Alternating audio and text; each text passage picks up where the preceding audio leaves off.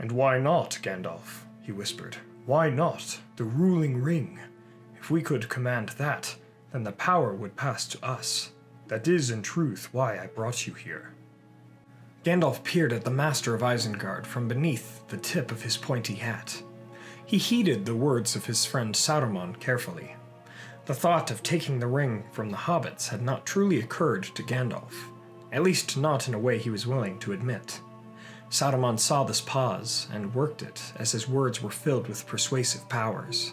"My friend, this may be the only chance we have to preserve order in this world. Think of the First Age and the deeds of Morgoth the enemy, or of the Second Age and the terrors that Sauron brought upon the world. If we can take this ring, we might use it to stop the Dark Lord and steward this Middle-earth until a new peace can be made. Our purpose in coming to Middle-earth was to aid the Free Peoples in the downfall of Sauron. You must surely realize that nothing short of the ruling ring's power will do that. It would be wise to join me." Gandalf hesitated, for he did see wisdom in the words of the Wizard of Many Colors. How many more would die if Sauron was not stopped? All good things and peoples in the world, the hobbits, the elves, and many others would be overrun. Sauron was, after all, a Maya, as the wizards were also. Perhaps they were the only ones who could stop him indeed. And after the fall of Sauron, perhaps a king among men could be restored to the throne of Gondor, and the elves could find peace in the west. The choice was clear, even through the shadow of warning in Gandalf's heart. He bowed his head in submission to Saruman, and that was met with the cruel grin of the Wizard of Many Colors. Indeed, Saruman's heart was dark and deceitful in nature, for he did not plan to protect Middle-earth with the ring, but to rule it himself. His designs for Middle-earth were far more alike to Melkor's in the Elder Days, or Sauron's ever since. But he never spoke a word of it to Gandalf, for he needed him to do his bidding. Saruman bestowed upon his friend new robes, for he thought to promote Gandalf to the station of White Wizard, since Saruman was himself the Wizard of Many Colors. He gave a new staff to Gandalf, one made from wood out of the Fangorn forest. Gandalf could feel the power within the staff, as if it had belonged to a creature whose roots went back to the foundations of the earth. Now Gandalf and Saruman waited and took counsel together for some few days, for Gandalf knew where the ring was at this point in July of 3018 of the Third Age, and where it soon would be headed. Saruman bid Gandalf return to the Shire and accompany Frodo not to Rivendell, but to Bree, and the south road that would lead to Isengard. Gandalf said that he would do so, but only if the hobbits were not at all injured or harassed by Saruman or any of his lackeys. Saruman agreed, while at the same time being disappointed and annoyed with his friend's love of the Shire folk and their halfling's Leaf. His agreement would only last so long. Thus Gandalf rode upon his old horse back into the north, while Saruman made ready to receive the One Ring. In Eriador, Gandalf had found Frodo, and it was still before August of 3018, and Frodo had not even left Bag End yet. Gandalf bid he and Samwise Gamgee make haste, for they would take the southern road out of Bree to meet with the head of the Order of the Wizards. His wisdom would be a great boon to them. And so Gandalf, Frodo with the ring, and Sam bid farewell to the Shire, and they quickly made their way into Bree and southwards along the main road. With Gandalf, the hobbits had nothing to fear. They encountered many orc-faced brigands with an ill air about them on the road, and even though the hobbits expected to have a problem with them, a few words from Gandalf saw them well on their way. "Who are these men, and what are you telling them to make them leave us alone?" Frodo asked. Gandalf replied in haste, as if he knew this question was coming. "They are servants of Saruman, even though they look as if they serve a fouler master. I tell them of our need for haste to their master at Isengard, and that seems to do the trick." Gandalf made light of the situation, although in his heart he was troubled. Why did Saruman have such crude and evil-seeming men working for him? Brigands and ruffians all, perhaps this was not such a wise decision after all, and the ring was going to a new evil master. The wisdom and love for good things rose in Gandalf's heart, even as he looked at his two hobbit friends. But he had to trust that he and Saruman would defeat Sauron and bring about peace.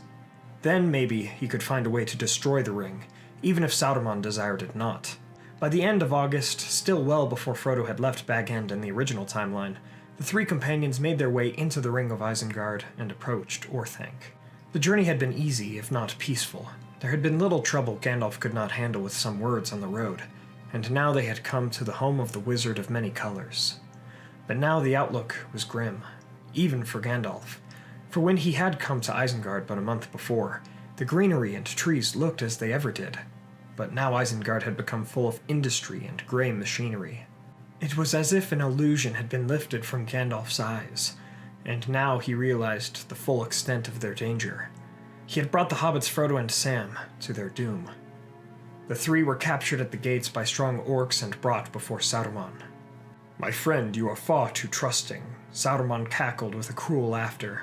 "This Middle-earth shall be mine alone, and all shall serve me in bringing order ruled by the iron fist of industry. Now which halfling has my prize?" Gandalf wept at this turn. He knew that it was folly to have trusted in such a vision, and he gazed at his hobbit friends with pity. "I'm sorry, my lads. I never should have brought you here."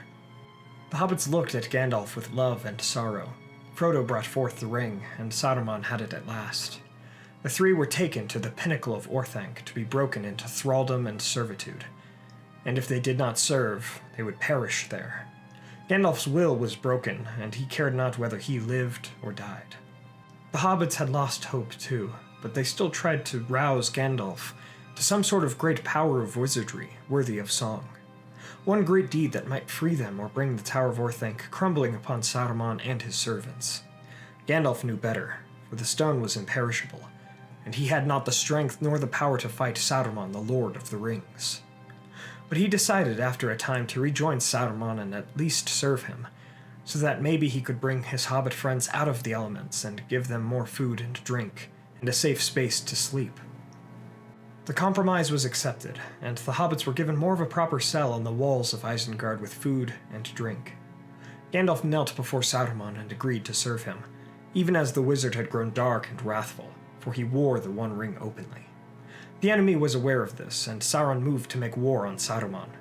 The elves Elrond and Galadriel were also aware, for they wore 2 of the elven rings and had taken them off as soon as Saruman had put his on, as to not be mastered by the wizard's will. Gandalf had not removed Narya, however, and so it may have been through the domination of the One Ring that Saruman overtook Gandalf's mind, and broke his will. The elves made ready to move on Saruman too, so that they could defeat Saruman before he became too powerful, and they did not know of Gandalf and the hobbits, nor of their imprisonment. At this, a council was called by Elrond and Rivendell, and the Rangers of the North, Gondor, dwarves, and elves all stood together. Rohan was still weak, for Theoden's mind was dominated, so they could not contribute to this battle. Thus, the Free Peoples were united against Saruman, and Sauron moved against him as well. There was soon a great battle at the Fords of Isen between the 3 factions. Saruman's armies were the greatest of the 3, for he had used the One Ring and Gandalf's Elven Ring Narya to bolster the creation and hearts of his forces. Furthermore, Saruman used his Palantir to see the battle, and the Free Peoples clashed with Sauron's orcs well before the Uruk-hai and orcs of Saruman arrived at the battle. The wizard's forces took the mastery, and hope seemed lost.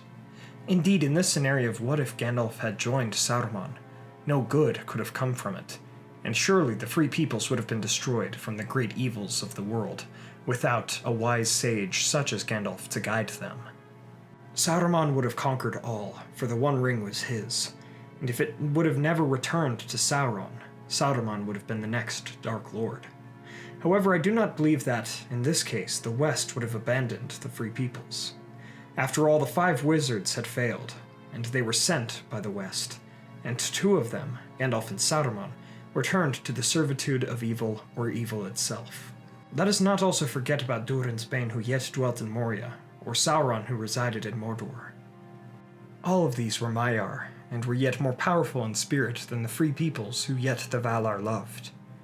Thus, ere this battle on the Fords of Isen was ended, a boat came up the river. Light shone on its sails as the boat of Alqualande arrived. Upon the ship were Eonwë, the herald of Manwë and Amaya, who wanted Sauron to repent before the Valar at the end of the War of Wrath, Ilmare, the handmaiden of Varda, and many other Maiar. They had come to make amends for the failures and evils of the Maiar who had yet been in Middle-earth, for among them Gandalf had been the last to fail in his mission, and the Valar realized that the coming of the wizards to Middle-earth, and the allowance of Sauron's escape at the end of the First Age, had only made matters far worse in Middle-earth. The Maiar had been given passage through the straight road to come, just this once, to Middle-earth. Just as the Valar had defeated Melkor at the end of the First Age, the Maiar would defeat Sauron, Saruman, and his servant Gandalf, as well as Durin's Bane, for he too was a Maia. At their coming, the hearts of the free peoples were renewed, and the orcs of both Sauron and Saruman retreated.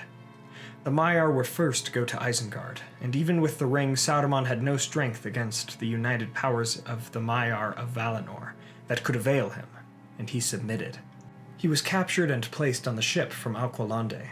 The hearts of the Maiar were opened and grieved at the sight of Gandalf, broken as he was, and while he had still failed in his mission, they recognized that any evil he may have wrought was born from a design to do good.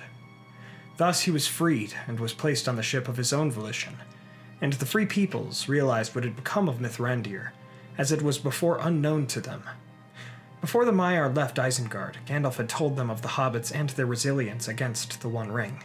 Thus Frodo and Sam were freed and were tasked with carrying the One Ring, so that no others among the Maiar would fall, and they too were placed on the boat. During their time on the boat, Gandalf gave Frodo Narya to give him courage on his journey.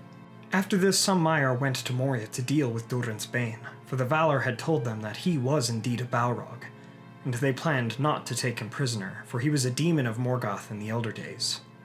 The other Maiar took the ship from Orlandi back out to sea, and they came up the Anduin River, while the surviving free peoples went to ask the now freed Theoden of Rohan for aid, and to march to Gondor. The Maiar and the free peoples now besieged Sauron at the Black Gate until he sent his armies forth, while Frodo and Sam made their way through the Morgul Vale and the pass of Cirith Ungol towards Mount Doom. Frodo and Sam would go with a battalion of Maiar protectors, which made the journey far easier, especially in Shelob's lair and Cirith Ungol.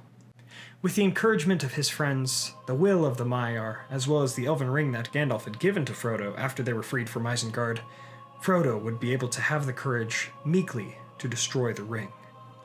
Thus Sauron was also defeated. By the end of the year 3018 of the Third Age, the Maiar made ready to set sail into the west from Ithilien and the Anduin River, and those who had faced Durin's Bane had returned. Since there were multiple Maiar facing one of Morgoth's Balrogs, they had an easier time slaying him than Gandalf the Grey did in the original timeline. They had with them Saruman, who was captured, and Gandalf, who was broken. The Maiar had also found Radagast in the wild, and had brought him to the ship. They knew the fates of the Blue Wizards, and did not search for them. Ere they departed these shores forever, the Free Peoples thanked the Maiar for their coming, their counsel on all things, for they had discussed more than just war during this time, and for their aid, as the Free Peoples would have surely been dominated by Saruman without the Maiar.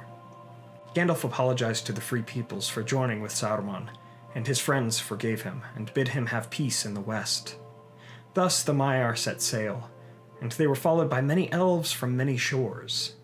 The last beings of the Elder Days set out from Middle-earth, and Aragorn was made king ere Frodo and Sam returned to the Shire. Indeed, if Gandalf had joined Saruman, the Free Peoples would most definitely have been defeated, and Saruman would have gained the ring.